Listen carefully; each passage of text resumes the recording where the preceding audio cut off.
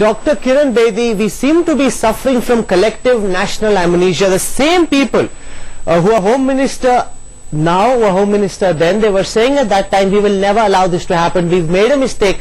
But it seems the moment the cameras go off, the moment the anger amongst the people across the country comes down, these politicians get back to their dirty old tricks, because the police officers realize that now the cameras have gone away, now there's no anger in the street, 1 lakh people are not getting together at Marine Drive, they're not getting together at the Gateway of India, so we can get back to our dirty old tricks, ma'am.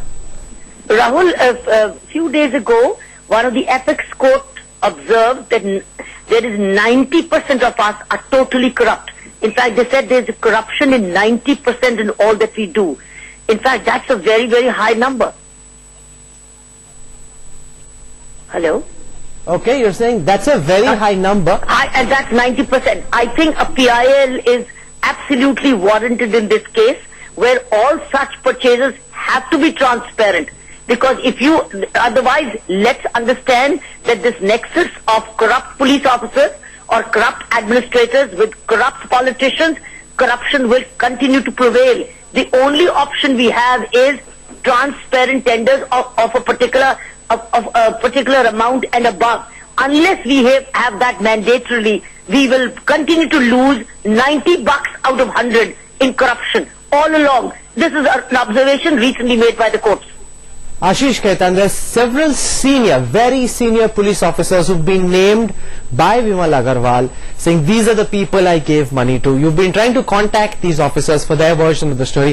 Have any of them come out and denied what Vimal Agarwal is claiming? Have they said that no, what this man is saying is not true?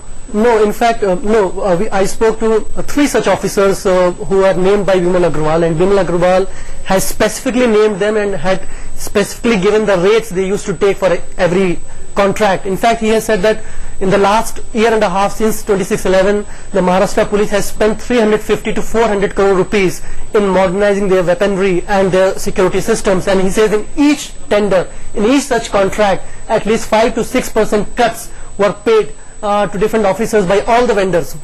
Now 3 such officers named by Vimal Agarwal, I tried to contact them. One has been banging down the phone. The other we tried to contact through a reporter today. The reporter went to see him in his office. He first told the reporter to leave his mobile phone, even wallet and everything behind outside, and then he allowed him inside the office. He said he had nothing to say about it. Then he made the reporter to sit in his office, and then he bolted out of his office, ran and jumped into his car. While he was waiting for his car to come under the porch, he was hiding behind the pillar. So this is the state of those officers, who are named by Vimal Agarwal. Now this tape is with us. The government can see this tape, they watch this tape, and they can order an impartial inquiry. And I hope that unlike the procurement process, this inquiry will be impartial and transparent.